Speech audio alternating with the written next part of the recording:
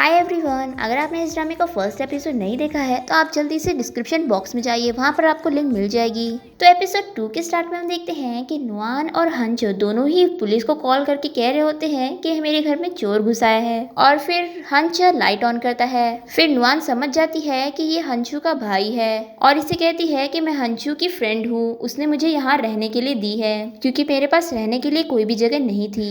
और फिर हंचो को भी याद आ जाता है कि ये वही लड़की है जो हंचू के साथ परफॉर्म करी थी। और फिर हंचा पुलिस ऑफिसर से कहता है कि कोई बात नहीं, आपको आने की जरूरत नहीं है। फिर नुआन हंचा से कहती है कि मैं तुमसे मिल चुकी हूँ, क्या तुम्हें याद है?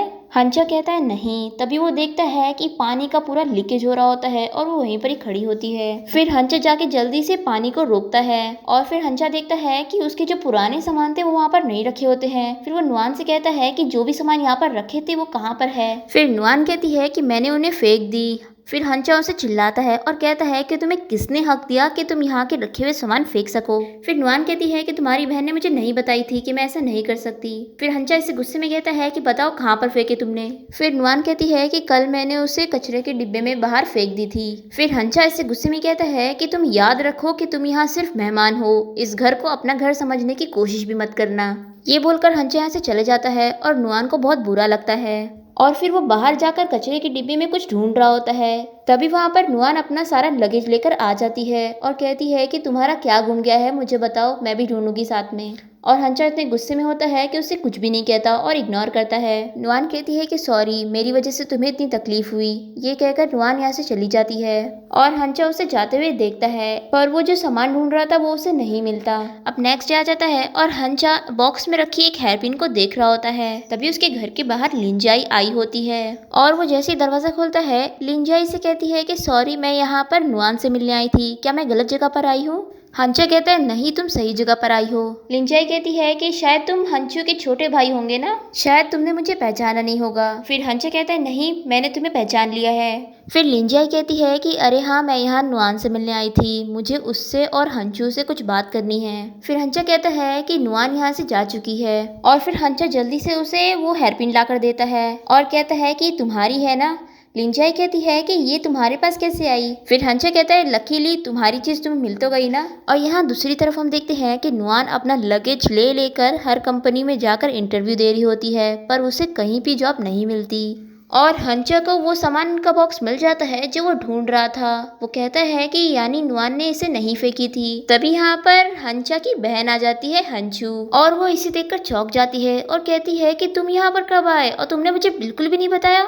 और फिर वो नुआन को ढूंढने लग जाती है और इसे कहती है कि नुआन कहाँ पर है। फिर हंचा कहता है कि वो यहाँ से चली गई। फिर हंचू कहती है वो यहाँ से चली गई, लेकिन क्यों? फिर हंचा इसे कहता है कि क्यों तुमने किसी और को हमारे घर में रहने दिया। फिर हंचा इसे कहता है कि तुम ऐसे कैसे किसी अजनबी को हमारे घर में रहने दे सकती हो? तुम ऐसा सोचती हो कि अगर ग्रैंडमा नहीं है तो तुम कुछ भी कर सकती हो? फिर हंचू इसे चिल्लाती है और कहती है कि तुमने कभी हमें अपनी फैमिली समझा है?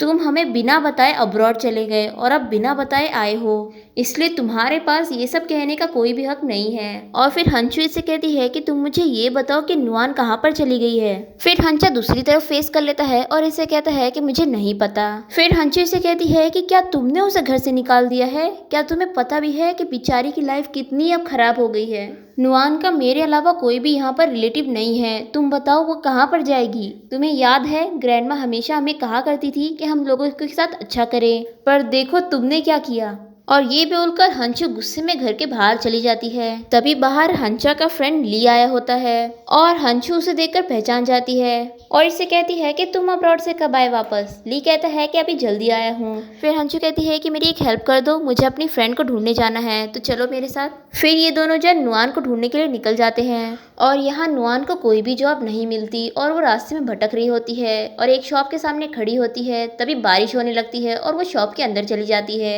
और वहाँ पर लगे हुए कपड़े को देखने लगती है। तभी वहाँ पर एक आंटी इससे पूछती है कि मेरी बेटी के लिए मैं कैसा कपड़ा लूँ। तभी नुआन उन्हें अच्छे से आइडिया देती है कि आपको ऐसा कपड़ा लेना चाहिए और वो आंटी को बहुत पसंद आता है। और फिर वो शॉप की मैनेजर से इसकी तारीफ करती है कि आपकी सेल्स गर्ल कितनी अच्छी है, इसने मुझे कितनी कितनी अच्छी एडवाइस दी है कपड़ों की।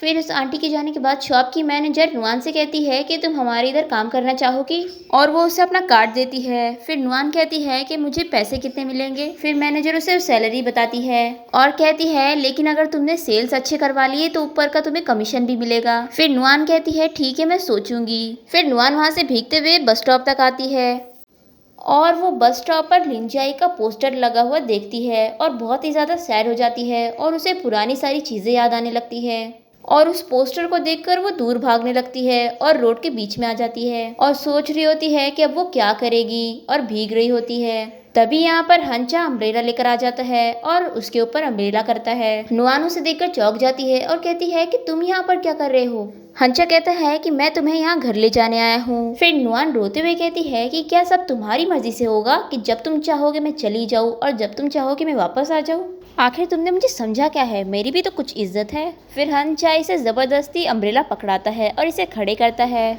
और फिर इसका लगेज लेकर जाने लगता है और नुआन खड़ी एकदम शॉक देख रही होती है। तभी हंचा पीछे मुड़कर उसे देखता है और हंसता है और फिर वापस चला जाता है और नुआन को इसके ऊपर गुस्सा आती है और कहती है कि तुम हंस क्यों रहे हो, अब ये दोनों घर में होते हैं। और हंचा इसे एक कॉन्ट्रैक्ट पेपर दिखाता है और इससे कहता है कि तुम मेरे घर में टेम्पररी रह सकती हो लेकिन कुछ रूल्स है जो तुम्हें फॉलो करने पड़ेंगे। पहला कि तुम यहाँ ऊपर वाले माले पर रह सकती हो और दूसरा ये कि जब भी मैं घर में हूँ मेरे सामने मत आना और मेरी लाइफ में इंटरफेयर मत करना, और तीसरा मेरे घर में जो भी चीज़ जहाँ रखी है तुम्हें वापस वहीं रखनी होगी और बाकी के रूल्स मैंने इसमें लिखे हुए हैं, तुम उसे पढ़ लेना। फिर नुआन अपने रूम में आ जाती है। तभी उसे हंशु का कॉल आया होता है। वो इसे कहती है कि तुम वहाँ पे मत रहो, तुम यहाँ मेरे साथ रहने के लिए आ जाओ। तुम्हें पता है मेरा भाई एकदम ही पागल जैसी हरकतें करता रहता है। और नुआन उसके रूल बुक को खोलकर पढ़ रही होती है जिसमें हंचा ने एकदम ही अजीब रूल्स लिखे होते हैं कि वो कितने बजे से कितने बजे तक आवाज कर सकती है और कब उसे आवाज नहीं करनी है, और वो किचन में खुद के खाने पकाने के लिए कुकिंग नहीं कर सकती है, और वो घर में एसी नहीं यूज कर सकती। और ऐसे ही और भी अजीब रूल्स पढ़ के नुआन एकदम ही शॉक होती है और वो कहती है कि सच में ये लड़का पूरा ही पागल है। और यहाँ हंचा अपने रूम में बैठकर बुक पढ़ रहा होता है। तभी वो एसी की आवाज से परेशान हो जाता है और फिर वो नुआन के रूम में जाता है और देखता है कि वो टेबल पर ही सर रखकर सोई हुई होती है। और हंचा को नुआन को देखकर ये याद आ रहा होता है कि उसने उसके साथ अच्छा नहीं किया है, उसने उसकी लाइफ खराब कर दिया है, तो अब उसे जब मौका मिलेगा तो वो उसकी हेल्प ज़रूर करेगा। और यहीं पर ही हमारा एपिसोड 2 एंड हो जाता है।